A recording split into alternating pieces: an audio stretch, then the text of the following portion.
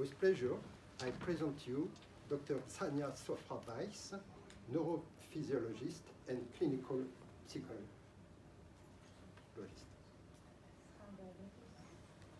Okay. I will be talking about the fact that aging is actually not programmed. We don't have to age, and according to this, we don't have to die, but we do because of a certain process that keeps continuing even though it's not longer necessary. So there's different ages, different theories of the aging process, the programmed, the stochastic, and the quasi-programmed. And I'm going to be talking today about all of them. The programmed, unfortunately, basically gives us not much. It just says that we will just eventually die. The stochastic is about repair that happens, and the quasi-programmed has to do about what I'll be talking about right now. So there is a biological rigidity. You see this in everything. You see it in personality functioning. You see it in biological functioning. You see it in emotional rigidity and interpersonal rigidity. And the stability that brings it is a good thing. But however, the biological rigidity means that it functions continue, and the aimless continue without, even though we don't need them any longer. And of course, you can see the same thing with emotional rigidity, how it lacks flexibility, and how certain relationships, they can go on and on and on, and they're not very good for us. So basically what the semi-programmed theories of aging say, that the brightest flame casts the darkest shadow. The very mechanisms that helped us enhance our development and make us be kind of more robust during development, these very mechanisms of the fittest, according to evolution, turn into aging and diseases later on in life. And specifically, it's the mTOR pathway. It's a signaling pathway. It has to do with signaling inside the body. A previous speaker was also talking about signaling. But basically, the TOR pathway starts from growth, enhances the growth, but at some point, it turns around and it enhances aging. So basically, there are solutions, and the solutions are specific signals that can inhibit the TOR pathway. And rapamycin, for example, that inhibits the TOR pathway, also decelerates chronological aging. There is a number of investigators, there's a lot of research on this subject, and I can give you all the references if you're interested. And they demonstrate how the mTOR signaling pathway links development and aging, and cellular growth and senescence, robustness early in life, and diseases later in life. The semi-programmed theories of aging are also associated with a protein kinase called S6K1. And also, this component nutrient is responsive for the mTOR signaling pathway, and that leads in increased lifespan and resistance to age-related pathologies if it's depleted. And you can see here how also the PI3K, the phosphoinositide 3 kinases, also create ROS generation, which is the reactive oxygen species that affect our aging significantly. These are some solutions, again, how you can block and inhibit the PI3K in order to basically decrease the ROS production. And ROS production, oxygen is life, but oxygen is actually a free radical. It's the only stable free radical in nature that, because when you create energy, you go to the gym and you form energy, or any energy formation. It also, you basically burn a lot more glucose with oxygen. 24 molecules of ATP are produced out of burning glucose with oxygen versus only 4 when you have lactic acid and glucose. So oxygen is very important for energy, but however, it has a residue of ROS. And the reactive oxygen species create DNA lesions, and the DNA lesions basically create the telomere shortening and splinters, double strand breaks, and they lead to aging and disease. So ROIs are very damaging to our health. And there are repair pathways. For example, DNA methylation, there is DNA repair that we can do through signaling. There is histone modification. Histones are also something that can also, we can modify through signaling. And of course, chromatin. Chromatin is like a storing agent, takes all the DNA and stores it back to kind of, it's like a librarian kind of arranging the books back in its order kind of thing. So that's all of these aspects we can touch with signaling. Now, this is a very important aspect that proteins, when they are unfolded, they are useless to us. They have to be folded. Unfolded proteins lead to nonsense signals and they lead to aging. So as you can see here, for example, you see on the second of the nonsense mutation is just one letter that is wrong, that is incorrect. Instead of a C, there is a T. And the whole thing can change and create a disease, can create aging. It can even create cancer. So just very tiny mechanisms that we can target and repair that basically can age us and create a disease for us. And the question is, can you actually refold an unfolded protein? It's like saying, can you unboil an egg? Which seems quite impossible to most of you, but in fact, there is new studies that show that you can actually do unboil an egg by signaling molecules that basically you can try to refold the proteins again. And this is a press release from it's a Nobel Prize actually, 2015, that showed how the cells toolbox for DNA repair can actually unboil an egg, and that can be used eventually to target and heal cancer treatments, to be incorporated in cancer treatments. Now, is resonance energy, is it the resonance transfer, is it a theory or is it a fact? Actually, it's a documented fact. As you can see here, with resonance, do you see the difference between the yellow parts, how they change?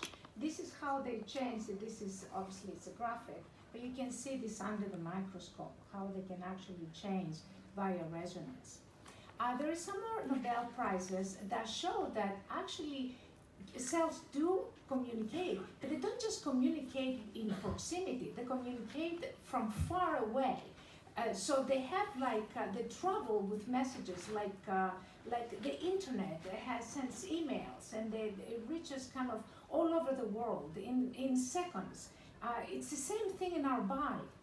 And this is the Nobel Prizes started from 1998, 1999, and of course 2015 I just spoke about. And what we see is that the neurons actually communicate like landlines, but astrocytes, which is other parts of neurons, they communicate by broadcasting signals, and the glial cells communicate like cell phones. So basically you can transmit messages. I'm going to show you in this video here. You see, these messages are very, very distant cells, and yet they reach these cells through, not through proximity, but through this broadcasting process that we're talking about.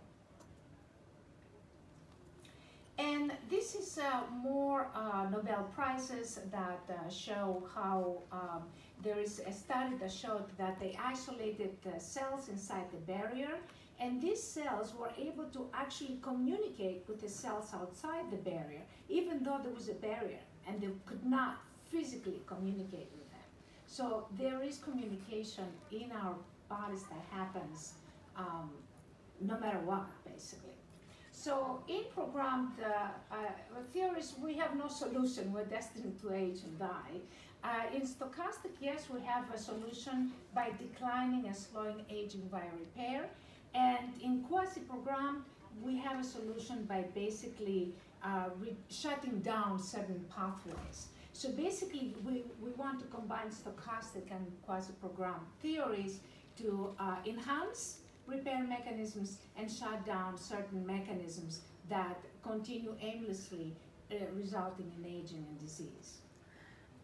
And this is a technology and how proprietary energies below thermal noise, the ion channels of the cells for some reason open up. There's a mathematical formula that came out in 2008. And signals can enter, resonant signals can enter through the cells. And as you can see, how these signals can combine. They can kind of, because what happens with cells, they sort of bind to each other. That's how it happens all the time. Like human beings connect and they get married, it's the same thing with cells. And as you can see, they bind and then they basically enhance again the communications. And this is basically how the technology works.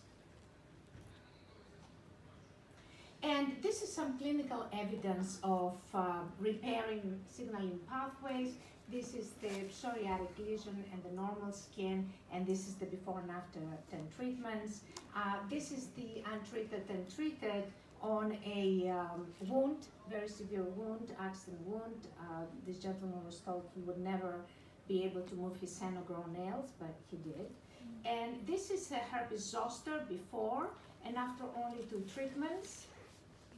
And this is a burn after 4 treatments. Now, in terms of inflammation is good for the young, but it's deleterious for the old. So, because it leads to chronic inflammation that leads to many diseases, including cardiovascular and many other diseases. Now, what causes inflammation? Trauma, toxicity, stress, high blood sugar, infections, no exercise. And that is going to cause cortisol increase. And the cortisol would increase your weight gain. And it would make your face look puffy. It will increase anxiety, will increase mood swings, fatigue, acne. Basically, cortisol has deleterious effects on the skin. You make wrinkles, you have pigmentations, you get rosacea and acne. And a lot of studies, there's some studies that a few studies that show that with age, cortisol increases, whereas the other hormones like IGF-1, TSA, T3, estrogens, DHEA, all of those, and testosterone, they decrease, and progesterone. And we have now 8 hormones that are linked to weight gain. Growth hormone, the thyroid hormone, of course, insulin excess cortisol, serotonin imbalance, low testosterone. And unfortunately, you can talk about exercise, but when you reach 50, you're not going to be able to exercise to the point that you're going to remove your visceral fat. You're not going to get this, you're going to get this, because the visceral fat remains. Because if you really work as hard as it needs to remove your visceral fat, unfortunately, you're going to injure yourself. So, and the problem is that as we grow, we become more toxic. And the toxicity interferes with certain hormones like adiponectin and leptin, insulin, cortisol, of course, and adiponectin. And the interference with these hormones makes us more hungry. So we're starving. We cannot stop, we stop eating a little bit, the fat releases the toxins. The toxin makes us even more hungry, so it's impossible for us. So the more toxic we are, the more hungry we become. So we need a very, detoxification is #1 in weight loss.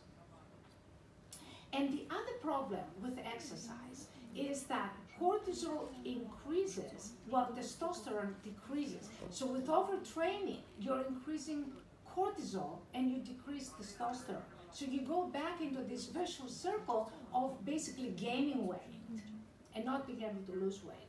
And of course, the lactic acidosis makes your pH, the body pH, it upsets your body pH. So we do have a solution, and there's a few doctors around the world that are working on this. Netherlands, India, Japan, Canada, myself. It was invented by Gerry Pollock, who also invented the pacemaker, and the United States, of course. And we've done a number of studies, and we saw visceral fat reduction experimentally with 24 subjects and 12 treatments at the very significant level. Muscle mass increase, increased concentrations of T3, increased concentrations of DHEA, increased the concentrations of testosterone. Testosterone, the study was only 6 subjects. It was not 24. 24 is everything else. Gerry did a study on cortisol, and there was no significant increase of cortisol. That's very significant, and not significant increases in water content. So basically, the technology burns fat as an energy source to build muscle. And subjects reported a boost of energy because, of course, when you do this technology, you utilize oxygen, so you create a lot more energy. You don't utilize you don't use lactic acid that only creates 4 molecules of energy. This one creates 24 molecules of energy because the oxygen does that when it burns glucose. And that's it. Hopefully we're gonna find the cure. Thank you very much. Thank you.